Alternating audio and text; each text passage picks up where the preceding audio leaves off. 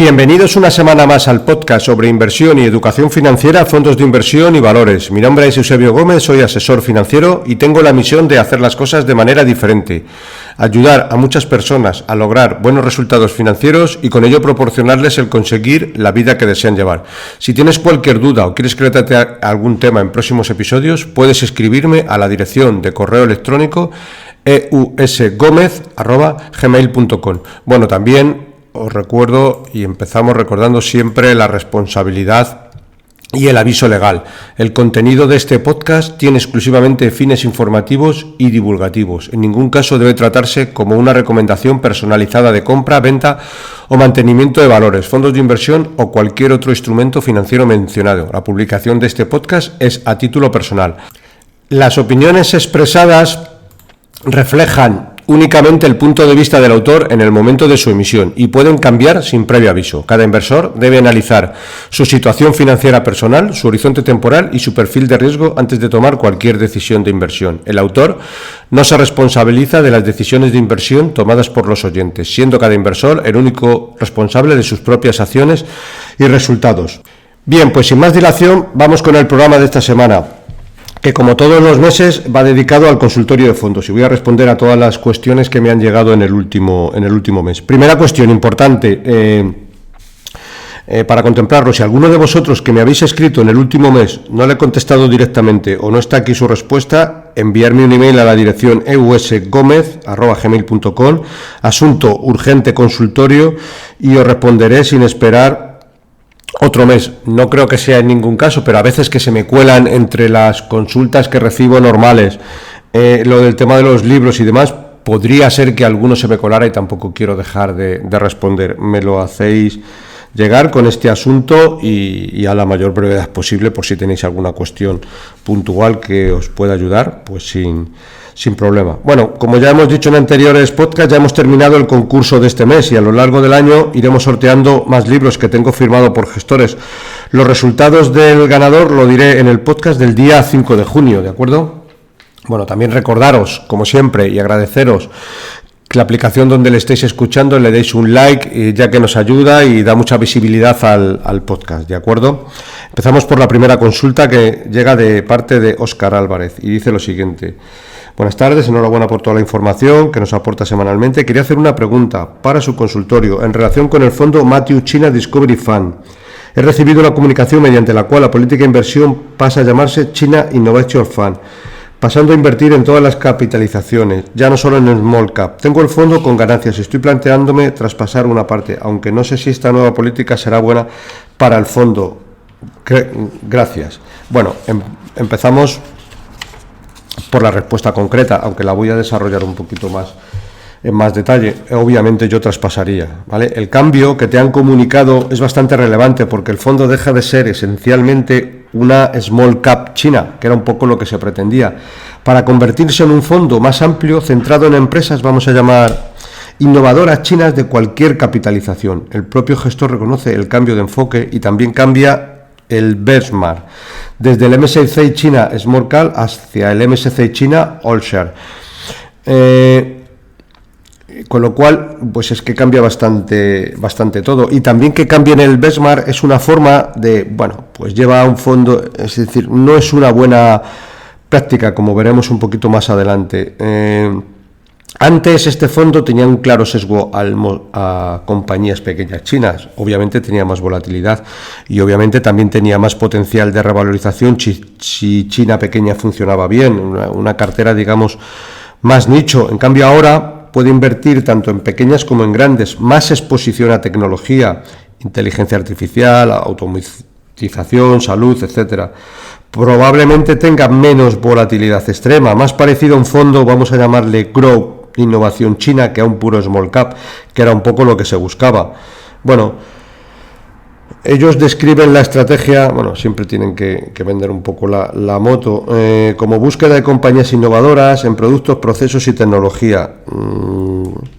Parte positiva: el universo es mucho más amplio. En China, muchas de las compañías líderes en innovación son compañías ya medianas y grandes, Tencent, Baidu, etcétera. Puede mejorar la liquidez y estabilidad del fondo. Evita quedarse atrapado en small cap y líquidas, que han sufrido bastante estos años. Aquí viene el matiz. Por eso probablemente hagan el cambio. Son unos cachondos, como todos los muchos gestores de fondos, ¿vale? Fondo que no va bien en los últimos años. Obviamente, este cliente ha sabido comprarlo en momentos adecuados y lo tienen en positivo, pero como ha ido mal, pues ¿qué hacen? Lo cambian por otro fondo, lo cambian por otro benchmark y siguen funcionando. A ver, si tú abres un fondo, tienes que abrirlo para toda la vida. Obviamente luego la vida va conllevando cambios, pero no ni cambiar, saca otro fondo si lo consideras, pero no cambiar, quiero decir, esta intención, con esta intención. A mí recientemente, por ejemplo, me ha llegado una comunicación, lo mismo, de otra gestora, en este caso europea, ¿vale? Bueno, que tengo mucho aprecio al ventas que lo lleva, no vamos a decir el nombre, porque aquí en este podcast nunca venimos a criticar lo que no nos gusta, hablamos en positivo de lo que nos gusta y lo que no nos gusta pues lo dejamos de lado, pero tampoco somos aquí excesivamente destructivos. Pero en este caso cambian un fondo de Asia y lo integran en un fondo europeo. Ole. Es decir, ya esto ya es el colmo. Bueno, tienes un fondo de Asia, pues bueno, Asia lo tienes que mantener, pero para muchos años. Es decir, que una gestora cambie la denominación de fondos, fusione unos con otros, ya claramente es una clara señal roja de alerta. Yo en mi caso, ya no sé si es por la edad, que me estoy haciendo mayor o por qué, pero yo cada día con esto soy más exigente con esto, y ya no es por mí, que también es por los clientes que tengo que confían en mi criterio, con lo cual yo en estos aspectos hago concesiones cero. Claramente es un síntoma y una señal roja y yo lo cambiaría. Es probable que a lo mejor cojan una buena onda con al principio.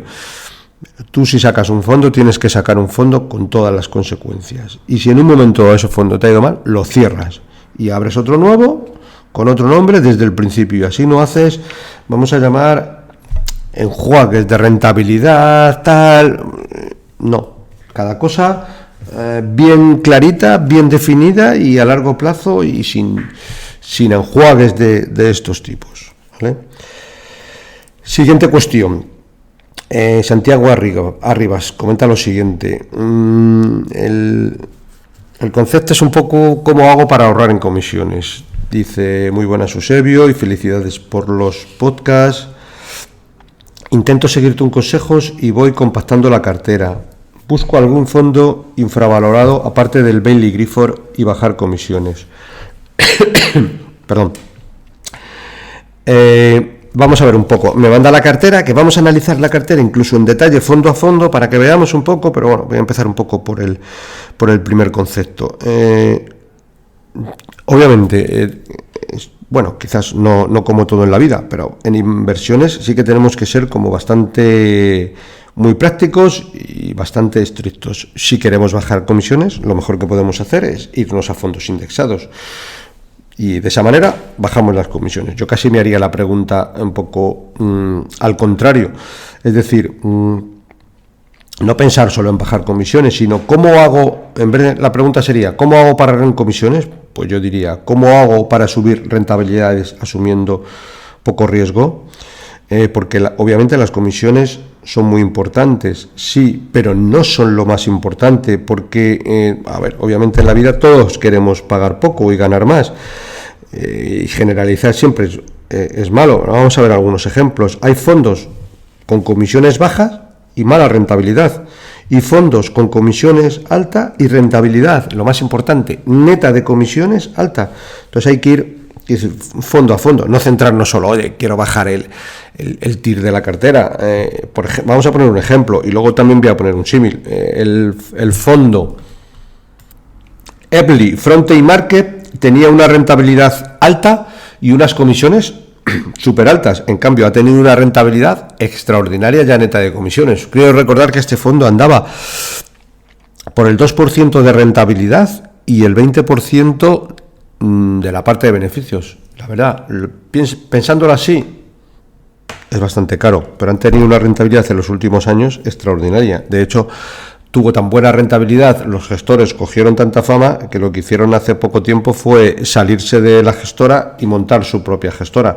Las rentabilidades fueron extraordinarias, con lo cual, quiero decir, todo hay que verlo en su justa medida. Si ponemos un símil, bueno, el símil de siempre, vamos a compararlo con un entrenador de fútbol, de baloncesto o de cualquier equipo. Si cogemos un entrenador con un sueldo medio y nos hace descender a segunda división, pues probablemente el sueldo nos va a salir caro. Si tenemos un entrenador que hace que nuestro equipo se mantenga en primera división, pues probablemente el sueldo ya nos salga barato. Pues ya no digo si el entrenador nos hace meternos en la Europa League, en Champions, etcétera. Bueno, es algo que hay que verlo, pero es decir, en su justa medida. Las comisiones es algo que, como digo, debe de ocuparnos, pero no preocuparnos. Al final, la rentabilidad a largo plazo es lo más importante. Lo que siempre comento, Bailey Gifford, la rentabilidad a largo plazo ha sido extraordinaria. ¿Cobran comisiones? Sí, pero bueno, algo razonable. Creo que andan en el 1,5. Bueno, yo creo que es una comisión que se puede pagar. Si hablamos de Bestinver, yo creo que tiene una comisión un poco más alta, 1,70, 1,80, andan por ahí. Las rentabilidades a largo plazo, a lo largo de los últimos 20-25 años, han sido extraordinarias. Bueno, pues yo creo que lo mismo un poco con Carmignac, lo mismo con el fondo Rothschild Recovalor, que hemos hablado un poco. Bueno, pues o vamos por esa parte o directamente nos complicamos cero la vida, vamos a un indexado, tenemos indexados prácticamente al 0,10, 0,15. Bueno, pues es otra opción que a lo mejor resulta que tenemos que ver. Mira, y ahora vamos un poco a desglosar la cartera, porque nos habla del primer fondo que nos comenta. A ver, si no se me va ninguno. No, creo que no. El primer fondo que nos comenta es el JP Morgan European Plus. Bueno, pues este fondo tiene una comisión de los que tienen él en cartera, vamos a llamarle altísima. O sea, ya no digo alta, ya es altísima. Tiene una comisión del 1,5, pero luego tiene una comisión por distribución del 1, es decir, no vamos al 2,5. Bueno, pues es una comisión, vamos a llamar, muy, muy alta, que yo no la tendría, obviamente no la tendría en cartera. Como norma general, siempre que veo un fondo de JP Morgan, pues veo que tiene comisiones bastante altas. De hecho, solo tenemos que ver un poco que ningún fondo de JP Morgan está dentro de mis favoritos.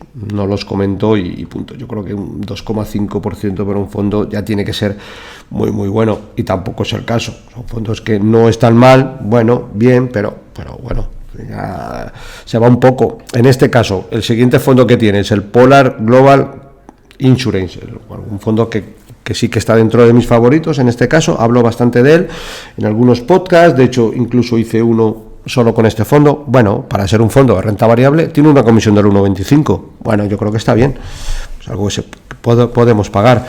Tiene el siguiente fondo, el BNI Mellon Long Term Global Equity, un fondo que también hablo mucho y que está dentro de mis favoritos. Este fondo, por ejemplo, tiene una comisión, digamos que está en el rango, vamos a llamar, en el rango alto de comisiones, tiene una comisión del 2%, con lo cual está en el límite. Pero ¿qué pasa con este fondo? Este fondo a mí me gusta mucho porque siempre este fondo lo que hace es que cuando los mercados caen mucho, pues se comporta muy bien en caídas. Y si vamos históricamente, tiene un historial muy largo.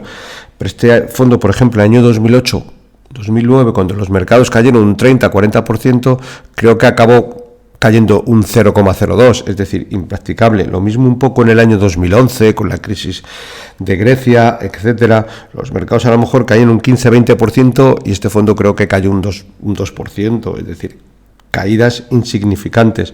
Entonces, bueno, no tienen una comisión baja, pero te da la tranquilidad de cuando inviertes en este fondo, por ejemplo, en los momentos actuales, y yo no digo que vaya a pasar, si los mercados cayeran mucho, este tipo de fondos de renta variable suelen caer mucho menos que el mercado, con lo cual nos protegen. Con lo cual, bueno, entiendo que hacen una buena labor y podemos estar cómodos con ese porcentaje, porque cuando los mercados, si es que pasa, porque luego pasa otra cosa, cuando suben acompaña bastante bien las subidas, con lo cual, bueno, pues a mí por lo menos me gusta y bueno, tenemos que poner todo un poco en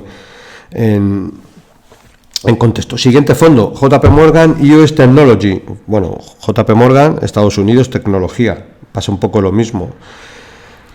Va un poco en la misma línea del anterior. 1,5% de comisión más 1% de distribución. Total, 2,50. También hay que poner... sigue siendo cara.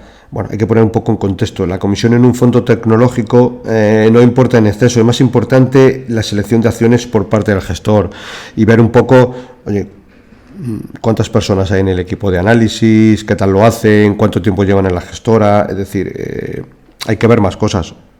Con todo y con eso es una comisión alta, porque podemos ir en algunos ejemplos. Por ejemplo, el Blue Box Global Tech tiene una comisión del 2,20. Lo que generalmente los fondos de tecnología no suelen tener comisiones baratas. El Guinness Global Innovator pues tiene una comisión del 1,83, bueno, un poco más en línea. Fidelity Global Tech tiene una comisión del 1,5, bueno, y es un fondazo. Bueno, pues podemos ir mejor en esta línea, para que nos hagamos una idea. Es verdad que en los últimos años la tecnología ha volado, pero el Fidelity Global Tech, con una comisión del 1,5 desde el año 2016, ha multiplicado por 7 el patrimonio. Es una barbaridad, ¿de acuerdo? Entonces, bueno, hay que ir caso a caso y fondo a fondo, pero en general yo me inclinaría más por el Blue Box, por el Guinness Global Innovator o por el Fidelity Global Tech, porque podemos tener una comisión del 1,5 o del 1,6, o del 1,8, es que al final del año es un 0,3, que es lo que se mueve cualquier fondo en un día. Es decir, no tiene gran impacto, ¿vale? Y por último tiene en cartera el Bailey Gifford Long-Term, el de largo plazo, que tiene una comisión del 1,50. Está bien, en línea. Yo iría buscando más, como digo, y dentro de que estamos analizando ¿qué me puede aportar más valor? ¿Qué puedo hacer que más gane a largo plazo dentro de algo razonable y barato? No excesivamente caro. Bueno, siguiente cuestión nos la hace Álvaro Ruiz. Comenta lo siguiente: acabo de vender un inmueble y quería hacer una cartera de fondos. He ido a mi entidad y me han hecho una propuesta donde el 100% de la misma son fondos de la propia entidad. Después de escuchar algunos podcasts como el tuyo, creo que esto no es lo más aconsejable. ¿Tú qué opinas? Bueno, pues prácticamente en tu pregunta también está la respuesta. Es decir, después de escuchar algunos podcasts, como dices, como el tuyo, creo que esto no es lo más aconsejable. Pues totalmente de acuerdo. ¿Yo qué haría? Pues yo haría que alguien me hiciera una cartera y que realmente se viera que esa cartera pues es una cartera de alguien que te la está haciendo con bastante independencia. Yo me buscaría una persona que sea independiente, que cuando te mande la propuesta no tenga fondos de la propia entidad. Si tiene 10 fondos, pues que tenga uno o ninguno, es decir, que no se vea un interés. Si vas a estar muchos años, pues tiene que tener obviamente tu confianza, tienes que estar cómodo con él contigo, en fin, porque van a pasar años de todo, años muy buenos, años regulares, años maletes, pero si estás convencido de que tu dinero está bien tratado, a largo plazo llegarás a tus objetivos con casi absoluta seguridad, con lo cual yo me inclinaría más un poco por darle una vuelta. Hay muchos asesores en España que lo pueden hacer bien y que son independientes y que no es el clásico, vamos a llamar, pues director de la oficina del banco que, pues te va a meter una cartera del banco, una cartera que tienen moderada y como quiera llamarse y tal. Te lo meten ahí, desde servicios centrales te hacen toda la gestión y pues luego los resultados, aparte que las comisiones suelen ser altas, los resultados, vamos a llamarle, pues suelen ser mediocres, ¿de acuerdo? Bien, Jesús Juan Mújica dice la siguiente cuestión: he comenzado a escuchar tus podcasts y me parecen muy interesantes. Nunca he invertido en fondos y me llaman la atención, pero antes de invertir me gustaría saber más sobre ellos. Desconozco si tienes algún libro editado sobre fondos. Si no lo tienes, podrías mandarme resúmenes o apuntes para que pueda aprender más sobre fondos. Soy totalmente novato, por ello te agradecería que fueran para empezar desde cero. Muchas gracias. Bueno, yo libros como tal no tengo, pero te voy a recomendar un par de libros que para inversores noveles pues te pueden ir bastante bien. Mira, el primero es De cero a inversor en fondos, por Luis Ángel Hernández, y el segundo, Cómo empezar a invertir sin miedo, de Antonio María Nordián. Yo creo que con esos dos, para empezar, vas a situarte en un contexto de lo que son los fondos y demás, estrategias, ciertos riesgos, bueno, pues ver un poco la idiosincrasia de este tipo de productos, y yo creo que con esto te vas a situar bastante bien. Siguiente cuestión, en este caso Borja Miguel dice lo siguiente: enhorabuena por tus podcasts y gracias por tu labor divulgativa. Quería consultarte sobre la creación de una cartera de 2-3 fondos con aportaciones periódicas con un horizonte de 5 años para aportar la entrada de una vivienda. Estas aportaciones serían pequeñas, ya que serían para una cartera aparte de la principal, basada en ese objetivo. Estoy valorando fondos mixtos como Cobas Renta Fija. Bueno, realmente el Cobas Renta Fija prácticamente es un fondo de renta fija, que tiene una parte muy pequeña de renta variable, pero es bastante pequeña.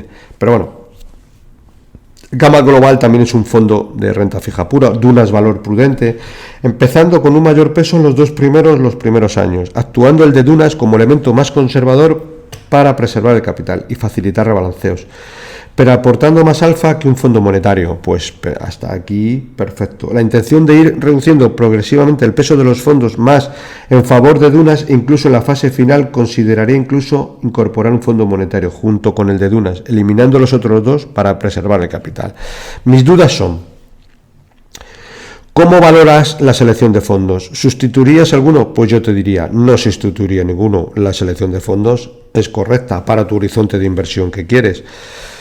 Siguiente cuestión, dice: ¿existe solapamiento entre Cobas y Gama que haga preferiblemente simplificar la cartera? No existe solapamiento. Ten en cuenta que el Gama Global invierte en muchos bonos de renta fija, pero yo no veo solapamiento. Y el Cobas, en la mayor parte de la renta fija, la hace a través de bonos de gobiernos, principalmente alemán y español, y hay una parte pequeñita de la cartera, no sé si es el 5 o el 10%, que la invierten en renta variable, pero tienes un riesgo realmente bastante moderado. Pero no se solapan.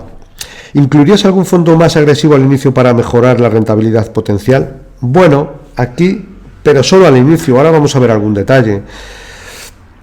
Y dice: dado que realizaría aportaciones periódicas, ¿cómo valoras el riesgo de tipos de interés en este tipo de fondos mixtos durante el periodo? Entiendo que este riesgo se mitiga principalmente por los aportes. Exacto, lo vas a mitigar por los aportes. Pero yo haría un poco lo siguiente, es decir, todas las aportaciones periódicas las haría el Dunas, que es digamos de la parte que tienes el fondo un poco más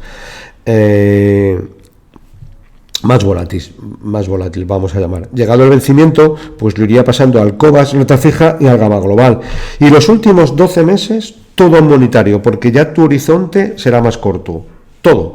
Y no pienses en cuánto puedes ganar, piensa también en cuánto puedes perder, que es la parte más importante. Si piensas en cuánto puedes perder, pues probablemente ya estés acotando ese tipo de pérdidas, y la rentabilidad a los 5 años te va a ir bien. También yo, por ejemplo, pues haría todas las aportaciones periódicas, pues también valoraría, por ejemplo, sustituir el Dunas Valor Prudente por el Cartesio X. Pero cuando te queden 12 meses o 16 meses, ni Cobas Renta Fija, ni Gama Global, ni nada de nada, todo monetario. La rentabilidad que sea ya la habrás obtenido, y ya te queda un año, pues en un horizonte tan corto, todo monetario. ¿De acuerdo? Ese sería pero vamos, por poner una pincelada en cuanto a lo que te he dicho del Cartesio, pero en general la estrategia es perfecta, y yo la llevaría a cabo. No tendría mucho más que añadir, porque todo está bien. No se sustituiría ningún fondo tampoco. Bueno, la pincelada del Cartesio y poco más. ¿De acuerdo? Bueno, más cuestiones. En este caso, José Ignacio Ferrut comenta lo siguiente: tengo el Bailey Griffith Long Term Global Growth desde hace 3 años. En el capítulo 294 insististe mucho en su calidad a largo plazo, a pesar de su caída 17% en 2026. Vamos a ponerlo un poco en contexto, porque mirar, el oyente esto me lo ha enviado el 24 de abril, hoy estamos a 22 de mayo, es decir, ha pasado un poco un mes, y ya las rentabilidades son bastante diferentes, pero también vamos a ponerlo en contexto. He comparado este fondo con otros 3 de igual categoría, resultando el peor de los 4, siendo el Blue Whale Group 0,06% de subida en 2026. Claro, me lo envía el 24 de abril, del 0,06% en el Blue Whale. Pero es que a día de hoy el Blue Whale sube un 25,81%, es decir, en un mes la rentabilidad se ha disparado, ¿vale? Y dice lo siguiente: a pesar de que gana un 22%, he pensado en traspasarlo al Blue Whale por su consistencia y rentabilidad superior a largo plazo. ¿Qué opinas? Vale, pues interesante cuestión. Aquí lo que trata un poco el oyente es decir, oye, voy a ir persiguiendo rentabilidades a corto plazo más positivas y me dejo atrás las rentabilidades peores, y yo creo que deberíamos de hacer un poco lo contrario. Mira, y oye, no quiero decir que el Blue Whale es un fondazo, y de hecho lleva en el año el 25,81%.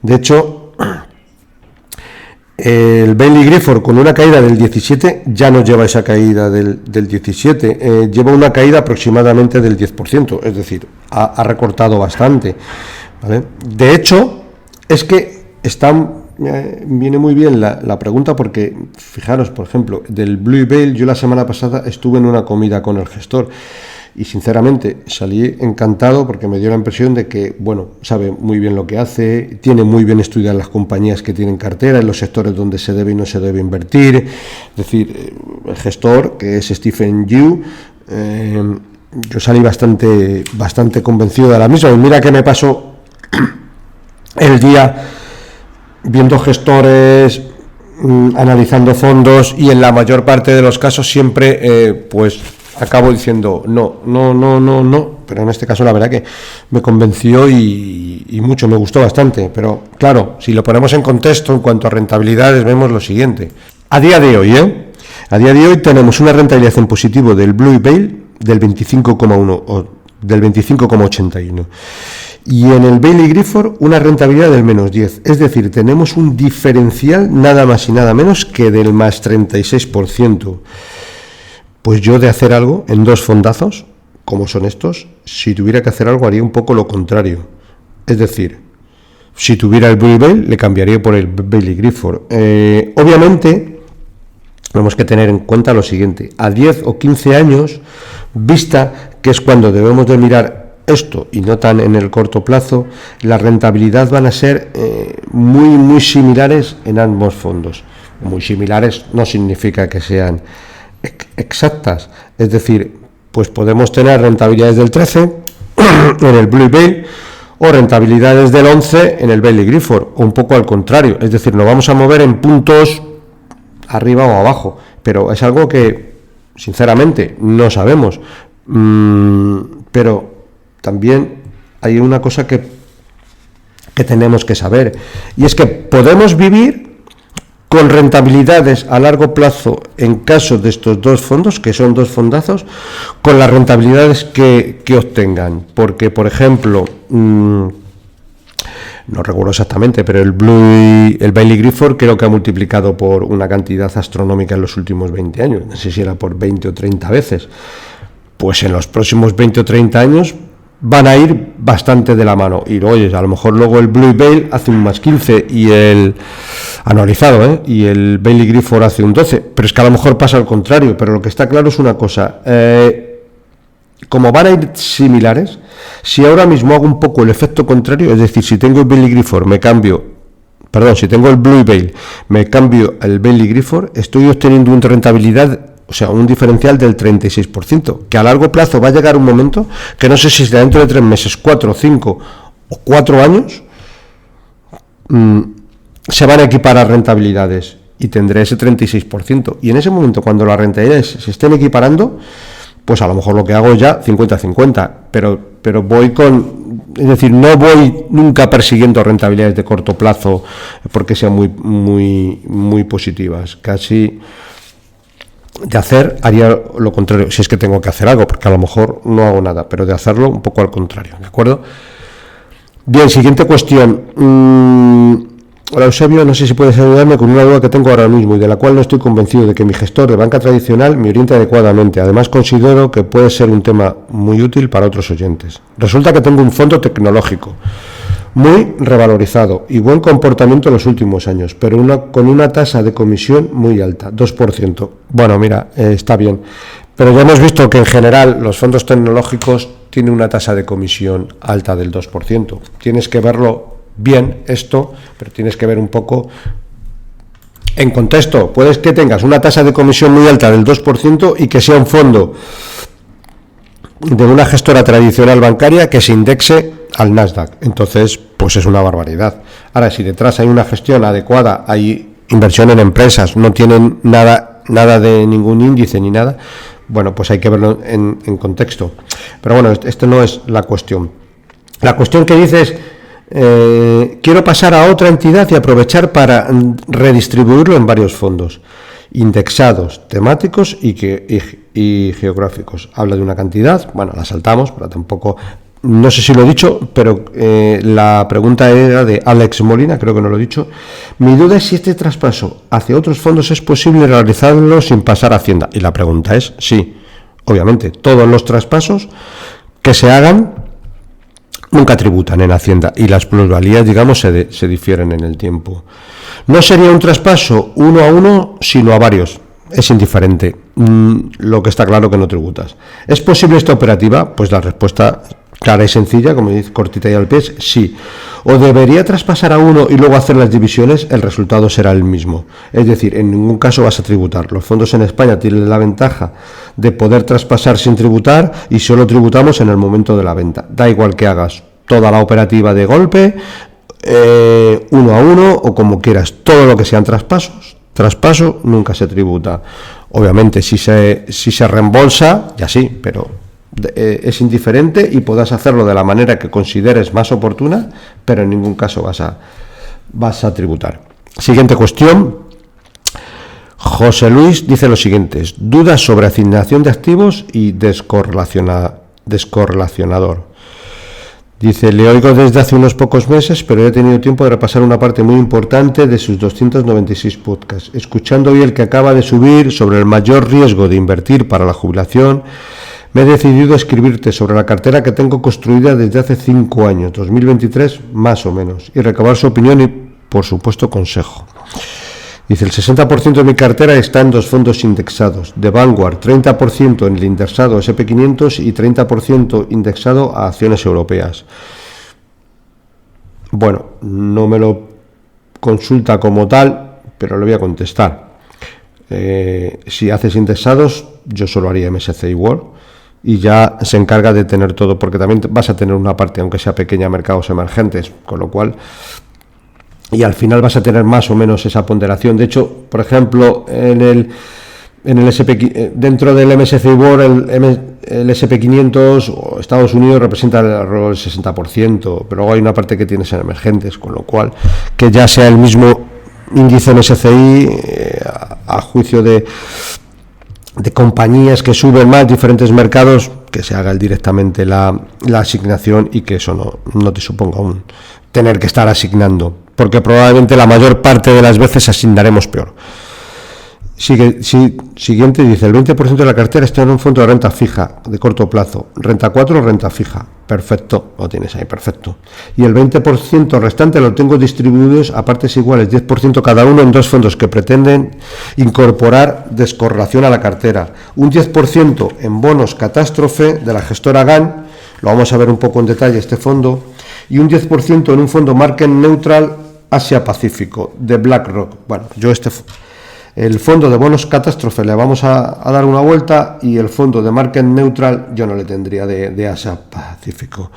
Market neutral es mercado neutral, rentabilidades neutrales. No me gustan este tipo de fondos. Prefiero tener un 10% de la cartera o menos a un fondo de mercados emergentes, pero ya en renta variable, que suba o baje mucho, pero tener algo que tenga sentido. Market neutral, a mi juicio, es que nunca me han gustado todo ese tipo De fondos. Bueno, aquí llega un poco la cuestión. Me quedan 15 años para jubilarme, no tengo cargas crediticias y tengo una capacidad de ahorro significativa, 30% de mis ingresos mensuales que aporto a esta cartera como DCA, es decir, dólar coste average, es decir, aportaciones periódicas, balanceando mes a mes. Mi objetivo es generar un patrimonio financiero que poder dejar a mis hijos. Y esta es la cuestión más importante que vamos a desgranar. Es decir, calculando aproximadamente, que no lo indicas, pero nos podemos hacer una idea. Si te quedan 15 años para jubilarte y tu objetivo es generar un patrimonio financiero para dejar a tus hijos, quiere decir que en condiciones normales tienes aproximadamente 50-52 y que con esta estrategia estamos hablando aproximadamente de 30-40 años. Siempre estamos hablando en condiciones normales, que no nos pase nada, que no tengamos ninguna enfermedad, que no nos pille ningún camión, etcétera, etcétera, etcétera. Es decir, nuestro objetivo son 30-40 años. En ese objetivo de tiempo, yo creo que tendremos que ir a una estrategia que veremos ahora al final, porque hay más cuestiones, ¿vale? Pero vamos un poco según vas... Yo ya alargaría un poco, porque dice, mi perfil de riesgo es razonable. He estado cómodo con esa cartera 60-40 o 70-30 si consideras el BlackRock como renta variable. No lo considero renta variable, el BlackRock lo considero un viaje a ninguna parte. Es decir, no aporta mucho. Pero aquí viene la parte más importante. Dice, pero tengo cierto riesgo, cierto respeto a caídas y crisis como las del 2000.com, 2008 crisis financiera, 2020 COVID o 2022 guerra de Ucrania. Y me preocupan su impacto en mi patrimonio. Bien. Si tienes un objetivo de 30-40 años, en los próximos 30-40 años vas a tener situaciones parecidas a las de la burbuja tecnológica, crisis financiera, etcétera, etcétera, etcétera. Pero ten en cuenta que si quieres, como se suele decir, para presumir hay que sufrir, y en determinados momentos, si tienes una cartera con un objetivo de tan largo plazo, el mayor porcentaje tendría que estar en renta variable. Obviamente, si la construyo hoy, tendría que ir con cuidado, pero tendríamos que tener renta variable. Y creo que deberíamos de no hacernos gurús de esto, sino, oye, pues ya sé que en los próximos años van a haber guerras, pandemias, crisis de todo tipo, índole y condición, pero tengo que verlo en perspectiva. Es decir, mira, si por ejemplo cojo un fondo como el Rothschild, el Recovalor, que es un fondo, vamos a llamar, de renta variable, pero prudente, porque en el momento actual tiene un 70% de exposición a renta variable, 30% a renta fija, ya se va a encargar el gestor internamente de cuando venga una crisis ir ponderando más activos de renta variable. Si tenemos un fondo como el Cartesio Income, ya se encargan los gestores de hacer ciertas coberturas. Perdón, no es el Cartesio Income, es el Cartesio Equity. Tienen un porcentaje de renta variable alto y en el último informe mensual pues ya decían que bueno, pues que estaban implementando coberturas para esa parte. Pues eso es un poco lo que tenemos que hacer, porque aproximadamente, si tengo un fondo como el Vestinfond de Bestinberg, que en los últimos 30 años ha multiplicado, pues no sé si por 25 por 30, pues ya se me van a encargar los gestores. Y lo mismo, pasando por las .com, las crisis financieras, el COVID, etcétera, etcétera. Porque ten en cuenta, si cogemos un fondo como el Hanco, pues en los últimos 20 años ha multiplicado por 60 nuestro patrimonio. Es decir, pues lo mismo va a lo mejor si invertimos en Hanco lo va a multiplicar por 60. Pero es que incluso que multipliquemos por 15 o 20 ya podemos vivir con eso. También dice lo siguiente. Dice, ¿cómo cree que se comportarán estos activos en posibles nuevas crisis? No lo sabemos. Es una pregunta que casi no tiene respuesta. La respuesta estaría, pues, ¿qué pasa si invierto en el Rothschild Recovalor? Bueno, que ya se encarga el gestor a su juicio de subir la renta variable. Pues perfecto. Y hace un poco la cuestión ya entra a nivel gurú. Es decir, ahora mismo me preocupa una crisis estanflacionaria como la de 1973 o un estallido de la deuda pública privada similar a la de 2008 pero con matices. Pues podría ser, pero estamos en lo mismo. Es decir, no te tienes que convertir en un gurú, tienes que analizar un fondo, tienes que analizar su historial, invertir y dedicarte a otra cosa, más que a verlo, porque si lo ves luego vas a estar tomando decisiones muy probablemente incorrectas. Entonces tienes que verlo desde el punto de vista de largo plazo, tienes que tener sobre todo un sentido empresarial y tienes que ver esto como una inversión. Por ejemplo, Jorge Fuentes de Bestinver lo explica claro, tenemos que convertirnos en empresarios vagos, tenemos que invertir en empresas las cuales no tengamos que preocuparnos por pagar la seguridad social, por si hay un empleado en Bayer que no acude a su puesto de trabajo, por si nos impagan una factura, pues todo esto nos vamos a olvidar de ello. Con una comisión del 1,7, del 1,8, un gestor de fondos se encarga de esto. Yo creo que es un pacto razonable. Oye, te pago porque me inviertas en las mejores empresas y a largo plazo voy a obtener una rentabilidad muy muy buena. Bueno, pues yo creo que es un buen pacto, pero yo lo vería un poco, por terminar un poco con esto, a muy muy largo plazo, 30-40 años, vas a sufrir todo tipo de crisis, catástrofes y demás, pero si coges muy muy buenos fondos, pues a largo plazo te va a ir bien. Oye, y de vez en cuando pues tendrás caídas, pero tienes que pensar que forma parte del proceso.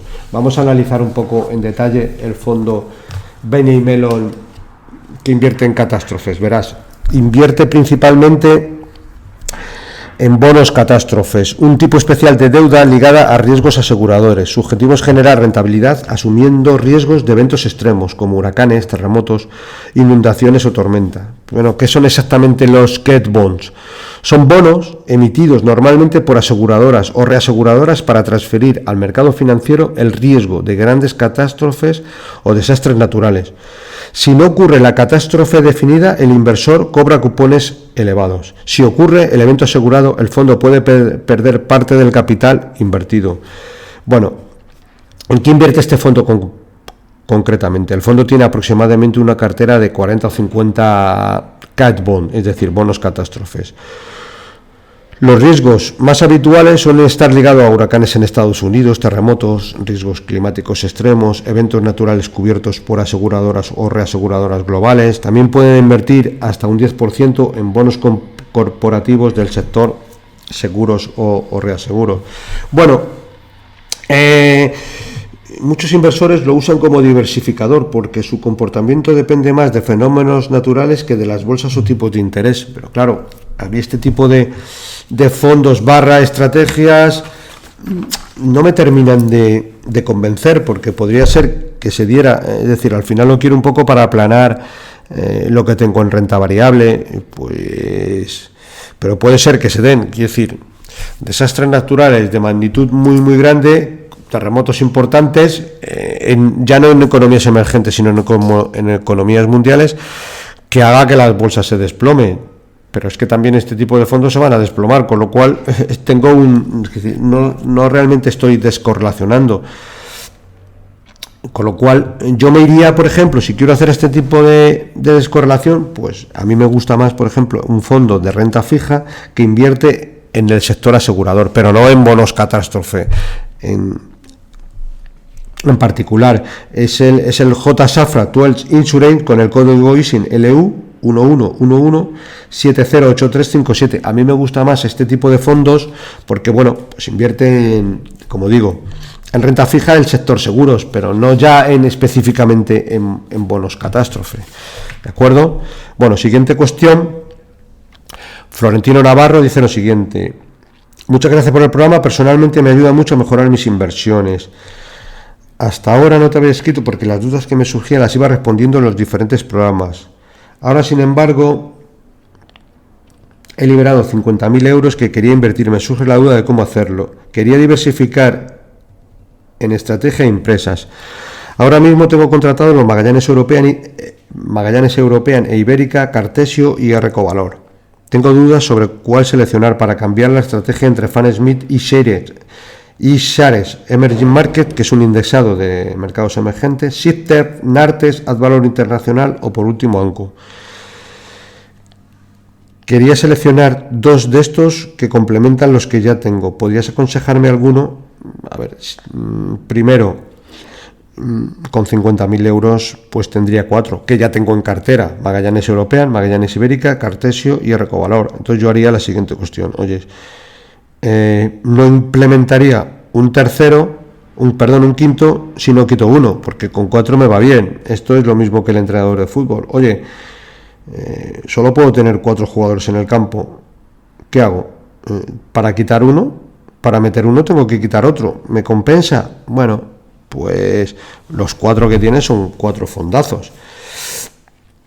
Si tuviera que hacer algo, a lo mejor me quitaría el Magallanes Ibérica, porque invierte solo en renta variable ibérica, o de tenerlo tendría una parte pequeña, y ahí a lo mejor sí que digo, bueno, pues en ese caso sí que meto en el Fan Smith. Tienes que tener en cuenta que tienes una cartera dentro de que tienes renta variable, pues tirando a conservadora, porque el Cartesio es un renta variable pero bien conservador, y el Recovalor un poco lo mismo.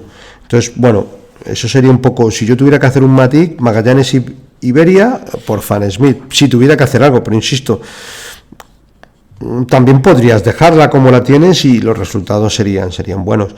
Cargaría un poco menos en la parte de esos 4 fondos, tendría menos dinero, no tendría 25% en cada uno, pues a lo mejor tendría 30 Magallanes European, 30 en Cartesio, 30 en el Recovalor y el 10% en Magallanes Iberia, ¿vale? Bueno, siguiente cuestión. Buenas tardes, Miguel Salcedo. Buenas tardes, Eusebio. Lo primero, agradecerte tu ayuda. Tengo el Ebly Fronting Markets desde hace 2 años o más, un fondo que me gusta. En el podcast de febrero hablaste de que habían cambiado de gestores, más bien se habían ido.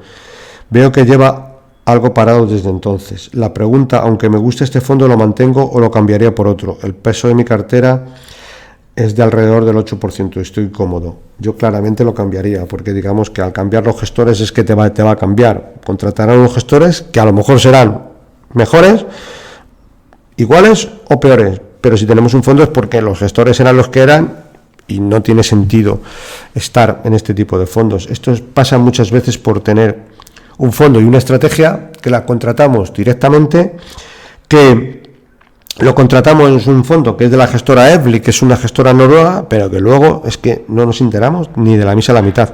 No es lo mismo que si tenemos un fondo, como puede ser el ejemplo de Bestinberg, que cuando se fueron los gestores hace 10 años, pues estamos en España, todo el mundo se entera y podemos actuar en consecuencia.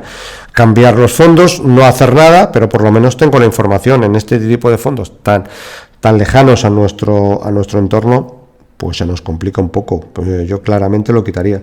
El futuro no tiene por qué parecerse en nada al pasado, con lo cual me lo quitaría. ¿Qué haría? Pues en otros fondos parecidos de mercados emergentes, por ejemplo, el Bailey Gifford Emergentes, el Ashoka India o el Brandes Emergentes, incluso el Hancock, que ahora mismo tiene una parte importante en mercados emergentes. Mirad, si vamos, por ejemplo, os voy a decir los leasing. El leasing del Bailey Gifford Emergentes es IE00BK5TW610. El código ISIN de la Ashoka India es un fondazo. Es verdad que solo invierte en India. Creo que también la gestora Ashoka tiene una parte de mercados emergentes, nos puede ir bien, que es el IE00BDR0R800. El Brandes Emergentes también es un fondazo y nos va a ir extraordinariamente bien. Vamos a ver cuál es el ISIN del Brandes Emergentes. A ver, que lo tengo por aquí, es el siguiente: IE00B6RNXY80. Es de la gestora Brandes, una gestora americana muy longeva, y aquí vamos a estar, yo creo, un poco más, digamos que mejor.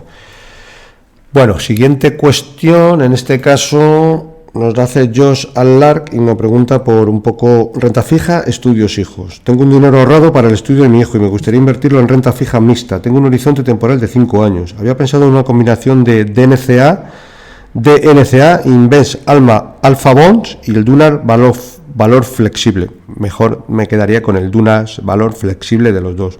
O algunos otros como el Gamma Global, también ok. Carmiñat Portfolio Credit, bueno, este menos, me gustaba. Y el Grupama Tresorería también, es un fondo monetario con una comisión bajita, fenomenal. para obtener una rentabilidad anualizada de al menos un 4%, pero no quiero mucha volatilidad. Otra opción sería un in-bond de Ishares hasta 2032. Yo esto no lo haría mejor por la otra parte, que ahora está dando un 3,52, pero es un fondo indexado de renta fija que no termina de convencerme.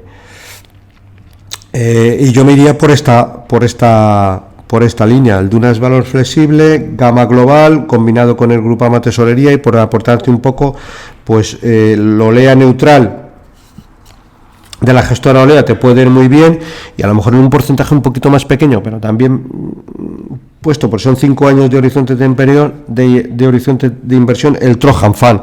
Bueno, pero con que tengas 4 y ya tienes el Duna valor flexible, el Gama global, pues en un momento dado el Olea neutral, el Trojan Fund, y combinado con el Grupama Tesorería. Yo creo que con eso suficiente. Más cuestiones. En este caso nos la hace Félix Vega. Nos comenta lo siguiente. Buenas tardes, Eusebio. Tras escuchar unos de tus últimos podcasts que indicabas que sueles trabajar con 15 fondos favoritos para gestionar tus carteras para poder hacer un seguimiento. En mi caso, gestiono mi cartera y la de mis familiares. Quería consultarte qué criterios tienes para elegir los favoritos entre los fondos que más te gustan y cambiar algunos de los que tienes. Como son fondos de gestión activa, se me ocurre mirar ratios como el alfa del fondo, SHARE. ¿Te parece bien estos criterios? Teniendo en cuenta que quieres valorar aquellos que vienen de una mala racha, no sé cómo valorar estos. Pues solo pueden bajar la valoración que tienen en Morningstar y también sus ratos comentarios en el punto anterior. ¿Qué tienes en cuenta para incluir los que vengan de una mala racha? La experiencia pasada puede que no sea válida ahora por un nuevo entorno macro. Bueno, los entornos siempre van cambiando históricamente. No habrá grandes diferencias. A ver, yo aquí soy un poco peculiar con esto. A mí el ratio de SHARE no me dice nada porque me dice lo antiguo, con lo cual no me dice nada. A mí lo que me dice son reuniones habituales, que no hago todo el día, nada más que tener reuniones con gestores, ver qué están haciendo, ver qué están comprando, saben lo que tienen en cartera, lo conocen, a qué nivel de profundidad tienen, estudian las compañías. En el Hanco, por ejemplo, pues el SHARE no nos dice nada. En el Cartesio es que tampoco. En el Cartesio nos puede decir que es un fondo que da unos buenos retornos con la rentabilidad ajustada al riesgo, sí, pero en un momento dado, es decir, los gestores ahora mismo pues están teniendo una posición más conservadora en cartera, y eso me vale, con independencia de que el ratio de SHARE salga el que salga. No le veo gran aportación, porque al final el ratio de SHARE nos hace ver cómo ha sido el pasado. Por ejemplo, en el Silverway, una gestora que está ahora, pues introduciéndose en España, próxima apertura, yo de momento me creo el mensaje del gestor. ¿En qué sentido? ¿Qué tipo de vida lleva? ¿Qué marca de coche tiene? ¿Le gustan los lujos? ¿Tiene muchos coches? ¿Tiene un perfil bajo? A mí todas estas cosas me dicen mucho más que el ratio de SHARE y todo este tipo de cosas, y eso son yo lo que estudio. Cómo se comporta el gestor en una reunión, es decir, si es un tío muy nervioso, un tío ponderado, tranquilo. Esos son unos matices muy importantes. Si todo esto lo va en consonancia y está pasando por una mala racha, mete dinero en el fondo. Esa es un poco la cuestión final. Bueno, más cuestiones. En este caso, Carlos Cristino Ausero, viene a decir: gracias por tu contenido. Tienen 30 años y un capital de 40.000 euros, de los cuales me gustaría dedicar 10.000 a inversión a largo plazo, a unos 20 años, además de aportar unos 250 y 300 euros mensuales a partir de ahora. Mi idea sería invertir aproximadamente un 80% en renta variable y un 20% en renta fija. Tengo guardado algunos fondos que han mencionado, como varios de Baillie Gifford, pero me gustaría pedirte si podrías recomendarme 3 o 4 fondos según el perfil que comento. También comentarte, y esto es muy importante, que actualmente trabajo en Suiza y mi capital está en francos. Bien, en ese caso yo haría un poco lo siguiente: trabajas en Suiza, tu capital está en franco, pues me iría a invertir en fondos en francos, ¿vale? Para no tener Quiero decir, ese riesgo de divisa, puedes invertir en un Bailey Gifford, lo vas a tener en euros. Es verdad que el franco con el euro no es algo que se mueva mucho, pero yo he visto en algunas ocasiones movimientos muy extremos. Entonces, ¿yo qué te aconsejo? Pues en este caso, a lo mejor, ya que estás en Suiza, tampoco tienes la ventaja del tema de traspasabilidad de fondos, a lo mejor aquí sí que te puedes ir a ETFs. Por un lado, cogería, por ejemplo, el Mirabaud, que es un fondo de renta variable suiza en pequeñas compañías, es un cañón de fondo muy bueno, o el Fidelity Suiza, que obviamente invierte en compañías suizas. Bueno, tú estás en Suiza y una parte ahí. O ya me voy a la parte de indexados en francos suizos, ¿vale? Que puedo coger el ISARES MSCI World. En este caso me sale un hedgeado, tampoco lo haría hedgeado, pero sí que tengo, por ejemplo, la opción de un Vanguard. Es un ETF en francos y quizás pues esta opción sería más aconsejable. Mira, el leasing de este Vanguard es el IE00BK5BKT80 y con esto tendría cubierto la parte de exposición a renta variable y la tengo hecha en francos suizos, con lo cual yo creo que sería una buena opción, ¿de acuerdo? Yo me iría por esta parte. Y luego tienes, por ejemplo, también las plataformas para utilizar en Swissquote, que creo que es una plataforma suiza, pues algo parecido al MyInvestor español y que te puede ir bien. Bueno, pues hemos terminado con esto por la parte del consultorio de esta semana. Pues como siempre me despido de todos vosotros. Si te ha gustado el episodio, te agradecería muchísimo que le des un me gusta en la plataforma donde lo estés escuchando. Esto ayuda a que este contenido divulgativo llegue a muchas más personas interesadas en aprender a invertir. Si tienes cualquier duda o quieres que trate algún tema en próximos episodios, puedes escribirme a la dirección de correo electrónico eusgomez@gmail.com. Un cordial saludo, paciencia y buenas inversiones.